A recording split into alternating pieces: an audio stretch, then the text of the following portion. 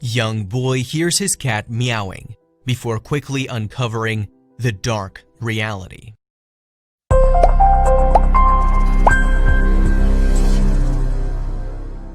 Pets are the best. If you have the time, money, and space to get one, it's a pretty good guarantee that your life will improve. A pet provides companionship and fuzzy snuggles, listens to your problems, and never complains about politics. Every once in a while, though, a pet owner will get more than they bargained for. House training problems, aggressive streaks, or even seemingly paranormal activity can be part and parcel with a new pet. For one Wisconsin family, it was the latter. When they brought a shelter cat home, his eerie abilities instantly changed their lives. On a Friday afternoon in February 2012, young mom Amy Jung and her son Ethan stopped by the Humane Society in Door County, Wisconsin. It was just going to be a quick visit to see some animals, Amy thought. When they walked in, they were greeted by a 21-pound orange tabby named Pudding. He seemed laid back and friendly, and Amy asked about him to the shelter staff, who told her of his surprising background.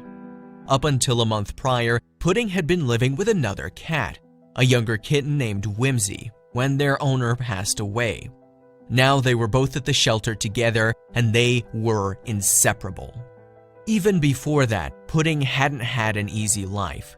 He'd been in and out of the shelter for years, starting in 2003 and more recently in 2008, when a family gave him up due to allergies. He'd even had a name change. At one point, Pudding was called Starbuck. The owner that had recently passed had decided to give him a cozier moniker after seeing how calm he was. The ever-flexible Pudding didn't complain. Now in the shelter, something about the cat struck a chord with Amy. She couldn't put her finger on it, but he connected so well with her and Ethan. Even the director of the shelter, Carrie Conahan, noticed that Pudding gravitated towards them.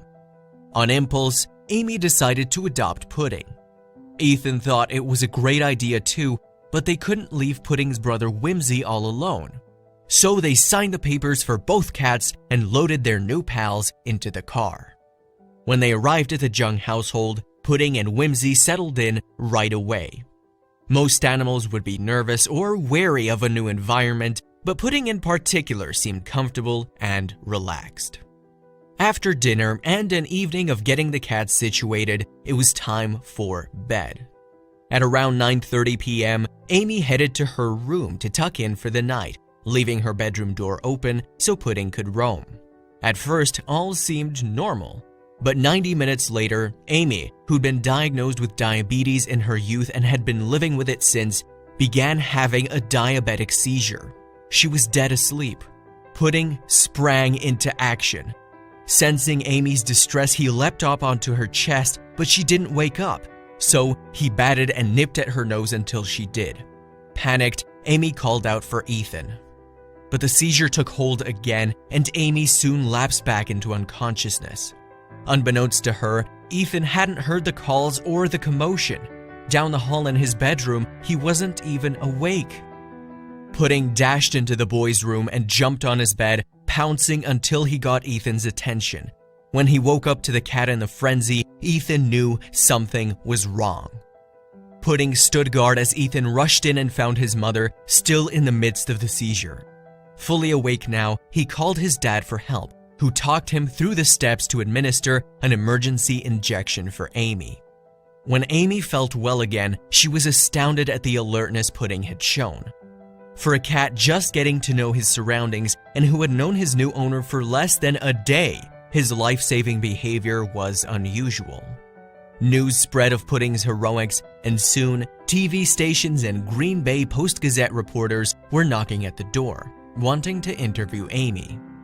"If something or someone hadn't pulled me out of that, I wouldn't be here," she told them.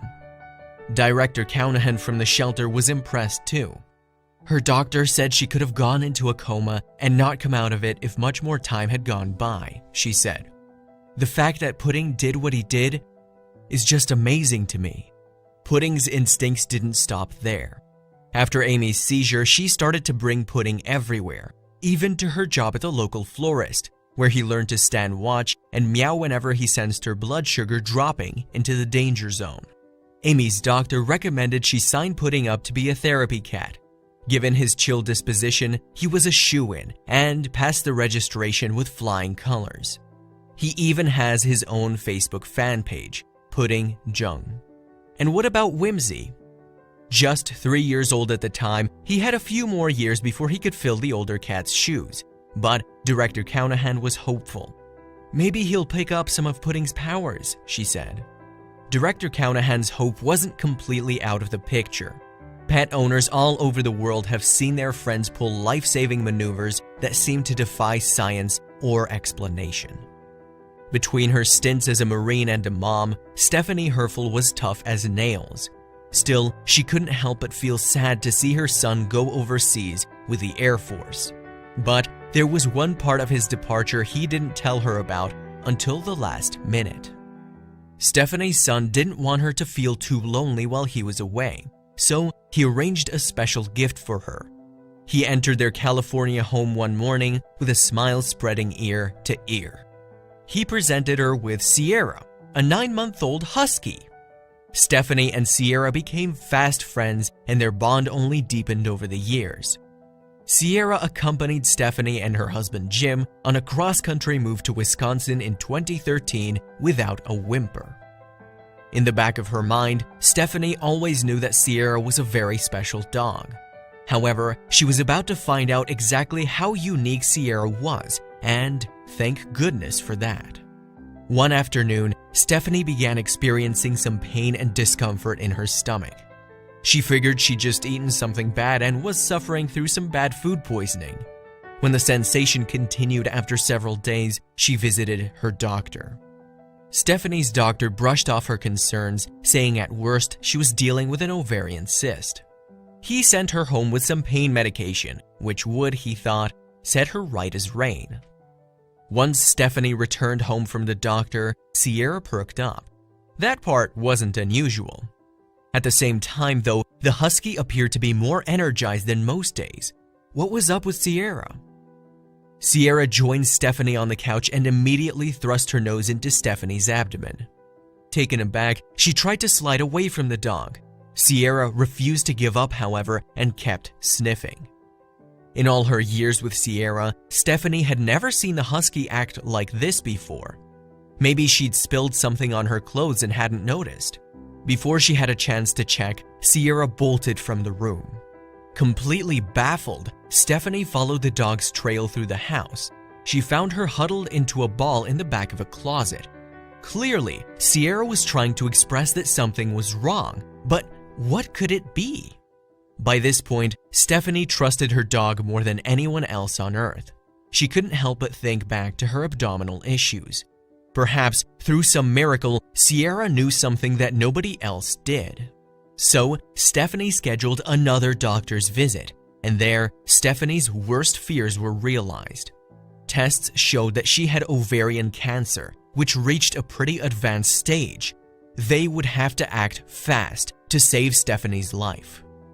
In addition to chemotherapy, Stephanie underwent a hysterectomy and a spleen removal surgery in 2014.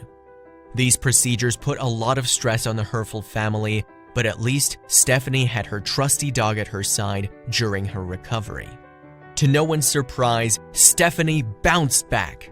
The next year passed without much to write home about, which was fine by her. Stephanie was ready to move on to the next chapter of her life until Sierra began acting strangely once again.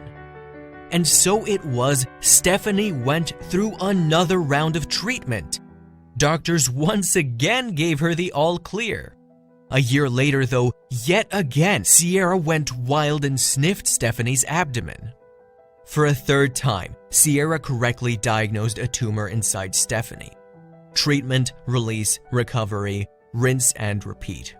Surely she must have thought this would be the last diagnosis. Well, as of 2018, she's been cancer-free since. Leaving that dingy hospital bed behind, Stephanie wanted to return to her life and help others suffering from disease. But she couldn't help but wonder, how did Sierra know? Dr. David Kushner, Stephanie's primary oncologist, had a theory. He explained that certain dog breeds can detect chemical traces given off by tumors with an accuracy of up to 98%.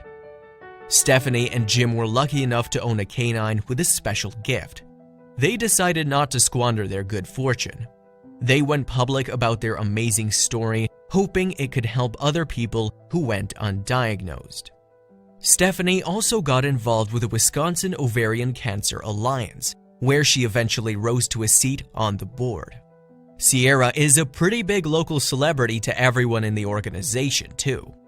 Ultimately, Stephanie believes her story can let people think about their animals and go, "Wow, my animal did this when I got diagnosed," just to give the animals credit that they are pretty smart.